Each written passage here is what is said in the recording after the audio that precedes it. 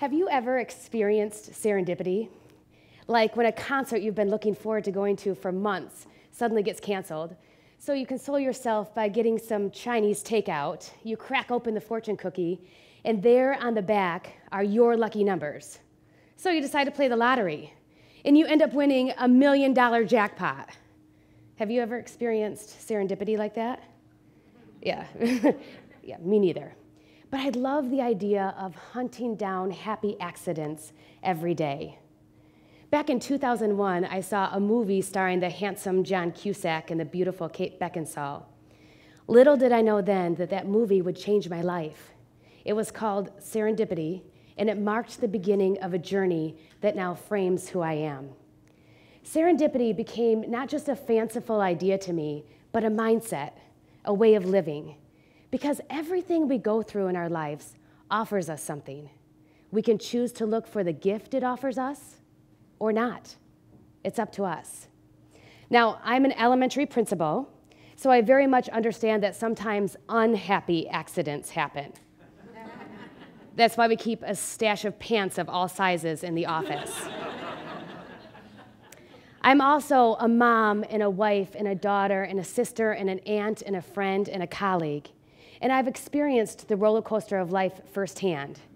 And it is because of that roller coaster, not in spite of it, that nearly everything we go through offers us beautiful lessons that can help us live a richer, more fulfilled, and certainly wiser life, even painful loss. My mom became my best friend as I became an adult. We really liked each other when I was a little girl, too. It was just the in-between stuff that caused some problems. Like when I was a sassy preteen. This is a face only a mother could love, and I'm not even sure how she felt about me at this point in my life. But she maintained her patience and her cool while I matured a bit, and we ended up with a very special relationship that I never took for granted. When my mom was diagnosed with ovarian cancer in 2010, I was so scared for her, and honestly, for me. Shortly after her diagnosis, she had surgery to remove a football-sized tumor, and during the surgery, she suffered several strokes. So that meant not only did she have to battle the angry monster of cancer, she also had to fight to regain her mental and physical abilities. You know, up until that point, I'd never really thought about one of my parents dying. I think I was just so busy living that death seemed like this far-off event. But as we held our mom's hand through her diagnosis and surgery, the idea of losing her became very real. And through that learning, a deep appreciation for life developed. Finding serendipity everywhere means embracing the scary moments in our lives and learning from them to help us become better. A serendipitous lesson we learned during that time is how remarkable the human body is. My mom recovered from major surgery, several strokes, complications like pneumonia, and with the help of chemotherapy and the care of her doctors, she was able to spend a good bit of time with the people who were her world, her family. She fought tooth and nail for every extra day, every extra minute she was able to spend with us. A year after her initial diagnosis, the cancer returned. The doctors came up with a new cocktail of medication, and she bravely started another round of chemo. I remember the day my dad and my brother and my sister and I accompanied my mom to her doctor's appointment to learn the results of a CAT scan that would tell us if this second round of chemo had worked. On that day, my mom was feeling really sick with flu-like symptoms, and she had very little energy.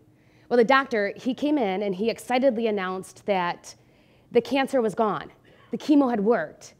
And my mom, instead of celebrating, she just looked at us with despair in her eyes, as if she were begging us to understand that this wasn't a moment for celebration, because somehow she knew in that moment that cancer was the least of her problems.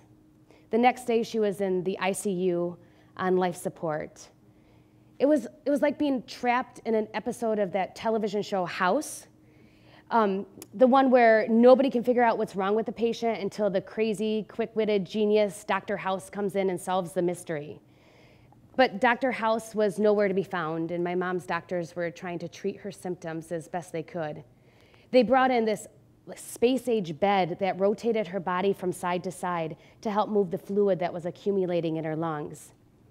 A serendipitous lesson from this time is learning how miraculous modern medicine is. My mom's body was literally shutting down organ by organ, and they just wheeled in one machine after the other to take over her bodily functions. Because finding serendipity everywhere means always being curious learners. After a few days, my mom's doctors figured out that her intestine had ruptured and it was leaking into her abdomen. It was a possible side effect of one of the medications she was taking during her second round of chemo. So they prepped her for surgery, and they warned us that she likely wouldn't make it because the rupture was so bad and because she was just in such a weakened state. So we gathered around and tearfully said goodbye to my mom as they were about to wheel her into surgery. And then her surgery got bumped because a gunshot victim came into the emergency room. So we gathered up our strength and we said goodbye to her again, and her surgery got bumped because a stabbing victim was brought into the emergency room. I think we said goodbye to her 4 times before they finally wheeled her off into surgery. But my stubborn mama was not about to let go that easily. She survived the surgery, coming out with 2 colostomy bags, 1 on each side. And they were supposed to be temporary, but that ended up not being the case. After 5 weeks in the hospital, recovering and getting stronger, she was able to go home to spend the holidays with our family. We have this beautiful picture of my youngest son with my mom on Christmas Day that year. You can easily see how sick she was, but the smiles on their faces and the love that they shared, it was so evident. Finding serendipity everywhere means actively looking for moments to celebrate, even amongst the pain. As my mom continued recovering and getting stronger at home, the cancer came back for a 3rd time. You guys, she was house-ridden, 2 colostomy bags, and she was determined to try a 3rd round of chemo. But after 1 dose, we all realized that her body couldn't take it anymore, because you see, the thing with chemo is that it's scarily thorough, sometimes killing the good cells right along with the bad. And without the medication to combat the cancer, it continued growing. I had the privilege of caring for my mom frequently during this period, and at the time, I lived 2 hours away from my parents' house. So on that 2-hour drive from my house to their house, I would practice being grateful. It was a challenge. I was trying to spend as much time as possible with my mom, helping my dad and my brother and my sister care for her. While at the same time, I was trying to be a mom and a wife to my own family, feeling like I was failing miserably, and trying to juggle my responsibilities as a principal. It was a difficult, stressful time. But finding serendipity everywhere means learning what we're really made of. It means learning that the everyday, mundane stresses of our lives have nothing on us, that we are capable of so much more. I remember one particular drive. It was pouring down rain, and I think I felt like drowning in my sorrows, and there were probably a few heaving sobs on the ride. But I started thinking about how blessed I was to be alive during the time of automobiles, and how much more difficult my travels would have been in a horse and wagon. I settled into my heated seat, all nice and cozy, with a windshield to protect me from the rain.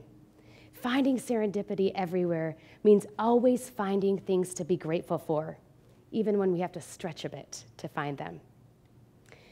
As my mom neared the end of her life, I would sit next to her and I would ask her questions, hoping for some pearls of wisdom to hold on to as we faced a world without her. But she was never quite the same after her stroke, so those pearls of wisdom were more like, "Allie, I'm surprised your marriage has made it this far." Or, "Your breath really stinks today, honey." Like, not exactly what we were looking for, but my dad and my brother and my sister and I laughed and appreciated whatever we got. Finding serendipity everywhere means finding the humor in almost every situation. I remember I would bend down to hug her, and she could barely wrap her arms around me, so I would put my cheek next to hers, and she would press her cheek into mine just as hard as she could. It was her way of showing me that she loved me. Finding serendipity everywhere means always finding a way to share love, even when we can't say the words. Even when pain is burning a hole in our chest, we can always find a way to share love. My mom passed away on St. Patrick's Day in 2012. It was 80 degrees that day, which is so strange for March in Michigan. She was laying in her hospital bed in the living room, bathed in sunlight. Her special wind chime was twinkling outside the window. 2 days earlier, she had asked me, "Do I really have to go?" And I responded with a tearful yes, because she needed us to let her go. I was there with her on the day she died, as was my dad and my brother and my sister and our extended family. We cried, we were scared, we were sad, we were mad, and we were grateful for every minute we had together. Our story was and is one of love, laughter, and gratitude. One of my biggest fears when we lost my mom was losing her side of the family, my aunts and uncles and cousins and my grandpa. And I wish I could tell you that didn't happen.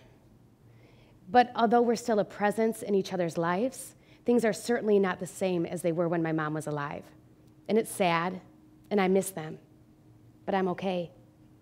Finding serendipity everywhere means learning that even when things change beyond what we can imagine, we can still be okay. A serendipitous lesson I learned during my mom's illness and death is how I want my husband, I only have one. I promise. My husband and my sons to feel about me. I pray that they feel my love and my presence in their lives as much as we all felt my mom's. Her passing left a huge hole in my life that I've slowly filled with the love of others, but she will always be with me. She will always be a voice in my head and a warmth in my heart. And the biggest gift I can give her is to become a better person because of everything she went through. You already find serendipity in your life, like when you stumble upon how much you love someone after they're gone, or you learn how good things really were after they abruptly change. We don't have to wait until we lose something before we see its beauty. So, how do you find serendipity everywhere? First, you embrace the kaleidoscope of emotions this beautiful life has to offer. Instead of bemoaning the difficulties we face in our lives, let's embrace them as opportunities to learn and grow. And without those bad times, we'd never know what the good times felt like. Second, we can focus on what is within our control. There's a lot in our lives that is beyond our control, but so often the things that actually matter are well within our control. One of my favorite quotes is from Emperor Marcus Aurelius, and he said, "Is your cucumber bitter? Throw it away. Are there briars in your path? Turn aside. That is enough. Do not go on to say, why were things of this sort ever brought into the world? Join me in tossing away bitter cucumbers and focusing on what is within our control." And third, you can allow all of your experiences to help you become the person you want to be. It's okay if you're not that person yet. It's okay if all you do is move inch by inch toward the person you want to become. And the ups and the downs in our lives have equal opportunity to help us become the person we want to be. We all have our own stories of sorrows and challenges and difficult times. I share mine to help remind us to look for serendipity everywhere, to look for the beautiful lessons that each experience can offer us. Because there is serendipity everywhere. We just have to look for it. Thank you.